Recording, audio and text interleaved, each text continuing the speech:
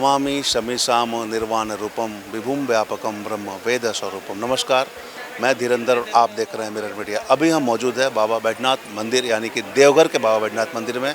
यह 12 ज्योतिर्लिंगों में से एक है जहां सिर्फ दर्शन नहीं स्पर्श पूजन भी होता है। यहाँ की विशेष महत्ता है और सावन में यहाँ लाखों की संख्या में श्रद्धालु जुड़ते हैं और आकर यहाँ पर बाबा बैद्यनाथ धाम मंदिर में जलाभिषेक करते हैं, उनका आशीर्वाद लेते हैं।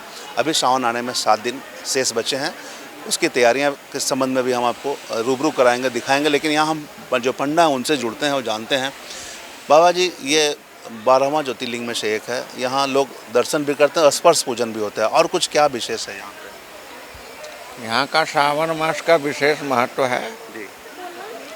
और 12 ज्योतिर्लिंग में कोई ऐसा ज्योतिर्लिंग होगा जहाँ की स्पर्श पूजा होता है। यहाँ का महत्व है स्पर्श पूजा। लेकिन सावन में यहाँ अभी अर्घा लगा दिया जाता है, जो कि भक्तगण आते हैं, अर्घा में जल ढारते हैं, वो माथे शिवलिंग के माथे पर, माने शिव जी के माथे पर जाती है। स्पर्श पूजा नहीं होता है सावन में? नहीं, सावन में अर्घा सिस्टम लगा रहता है, अंदर में भी और एक बाहर में भी।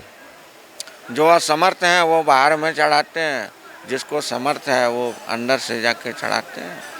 और वीआईपी पास का भी व्यवस्था होता है। ये सावन में 600 रुपये वो टोकन वीआईपी पास मिलता है, उसी के द्वारा वो जाके दर्शन। अच्छा, सावन में क्या दर्शन अलाउ है कि केवल अर्घा में ही जाके जल चढ़ाना है? अर्घा में ही जल चढ़ाना है, किसी को स्पर्श करने नहीं देते। दर्शन करना है या नहीं? शाम में श्रृंगार पूजा जब होती है तो उस समय अर्घा हटा दिया जाता है, अंदर में जाके आप दर्शन कर सकते हैं। अच्छा, यहाँ पर जैसे अभी रात में हम लोग पहुँचे हुए हैं तो बंद है, तो ये फिर कब ओपन होता है? ये सुबह में 4 बजे खुलेगी, उसके बाद जल चढ़ना प्रारंभ हो जाता है। और ये जब तक कांवरिया लोग या भक्त लोग, श्रद्धालु लोग जब तक रहते हैं मंदिर में, शाम 6 बजे तक, 5 बजे तक, उतने टाइम तक जल चढ़ता है। ये टोटल कितने द्वार हैं बाबा लोगों का आने जाने के लिए? यहाँ मेन मंदिर जो है बाबा का, वो एक है निकास का और एक है प्रवेश का। और बाहरी दरवाज़ा जो है वो यहाँ 4 दरवाज़ा है। एक दरवाज़ा ये सिंह द्वार हो गया, एक इधर है सरदार पंडा द्वार, एक है इधर पश्चिम द्वार, और एक उधर है पूरब द्वार जो मेन दरवाज़ा है, सबसे पुराना दरवाज़ा, मेन दरवाज़ा पूरब द्वार। उससे आदमी आते हैं। आदमी कहीं से भी आए, किसी भी दरवाजे से, उसका बंद नहीं है, वो कहीं से भी प्रवेश कर सकते हैं और कहीं से भी फिर निकल सकते हैं। एक चीज़ और समझना चाहेंगे, माता पार्वती का भी बगल में मंदिर है। यहाँ एक मान्यता है कि जब तक पूरा माता पार्वती का आशीर्वाद नहीं लिए पूजा अधूरा रहता है। हाँ, वो तो निश्चित है। यहाँ सती का हृदय कट के गिरा है, और सती का जो हृदय कट के गिरा है उसी पर वो शिवलिंग विराजमान है। इसीलिए हम लोग इनको हृदयापीठ, शक्तिपीठ जो बोलिए, हम लोग ये मान्यता हम लोग को, मैंने बुजुर्ग लोग मान्यता दिए हैं तो हम लोग भी मान रहे हैं। इनको हृदयापीठ, शक्तिपीठ, बाबा बैद्यनाथ, रावणेश्वर बैद्यनाथ धाम, बैद्यनाथ धाम, बाबा धाम, आप ये बहुत नाम से हम लोग इनको जानते हैं। ये भी एक लोगों का कहना था कि रावण आया था तो यहाँ पर रख दिया था, वो क्या कहानी है उसमें? वो रावण द्वारा लाया गया ये शिवलिंग है, इसीलिए इनका नाम रावणेश्वर बाबा बैद्यनाथ धाम पड़ा है। पहले रावण का नाम है, तब बाबा का नाम है रावणेश्वर बाबा धाम।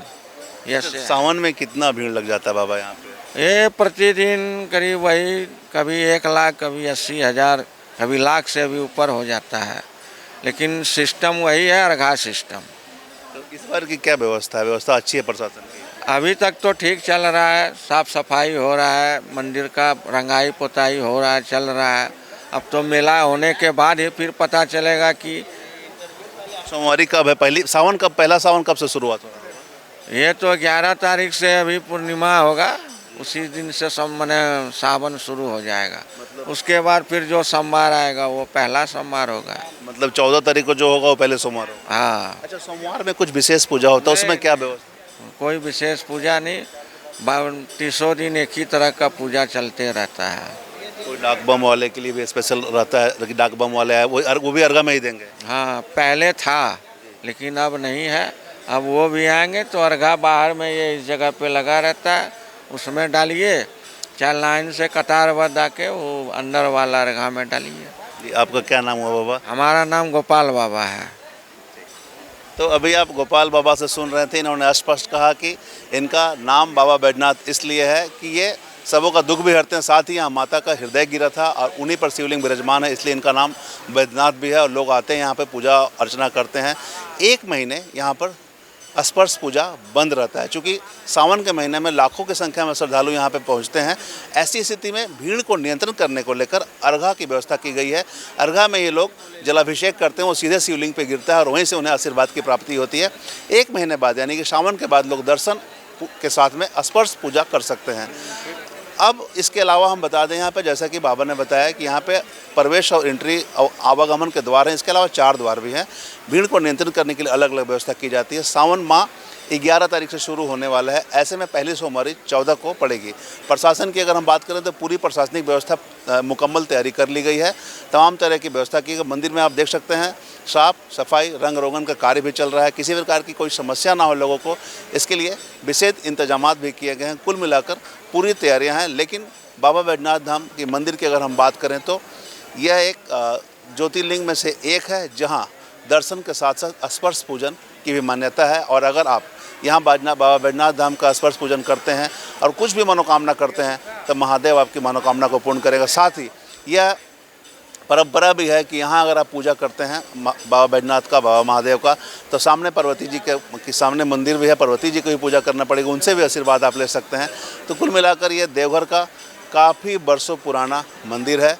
यह भी मान्यता है कि रावण भी यहाँ आकर पूजा करके गया है। रावण ने भी यहाँ पर शिवलिंग को रखा था, वो भी यहाँ पर आकर पूजा कर गया है, इसलिए इनका नाम रावणेश्वर भी इनको कहा जाता है किसी न किसी रूप में। तो अलग अलग मान्यता है। और यहाँ पर सबसे विशेष मान्यता महादेव का है कि ये जो 12 ज्योतिर्लिंग है देश में, उसमें उस ज्योतिर्लिंग में ये प्रमुख है ज्योतिर्लिंग यहाँ पर, और इनका 5वां स्थान है। इसमें कुछ त्रिशूल की भी कहानी है, हम एक बार फिर से जुड़ेंगे जानेंगे। बाबा कुछ त्रिशूल भी है इसमें? ये यहाँ पंचशूल है, त्रिशूल नहीं पंचशूल, वो विशेष महत्व है पंचशूल का।